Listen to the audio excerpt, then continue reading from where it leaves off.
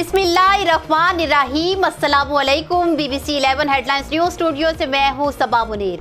आपको अपडेट करें लाहौर से, जहां हमारे नुमाइंदा खुसूसी बिलाल बलोच के मुताबिक बेघर मुनशियात के आदी अफराद को खाने और पानी की फराहमी का सिलसिला जारी। ड्रग एडवाइजरी ट्रेनिंग हब ने खाने और पानी का इंतजाम किया, जबकि कंसल्टेंट इंसदाद मुनशियात मुहिम सैयद जुल्फकार हुसैन ने खाना तकसीम किया। इस मौका पर incharge school program Syed Mohsin, social activist Mohammad Usman, Zain Ali समेत दिगर उनके हमरा मौजूद थे। Muslim town, Shalimar Bagh, GT road, Lal Pul के अलावा मुख्तलिफ मकामात पर खाना और पानी तकसीम किया गया।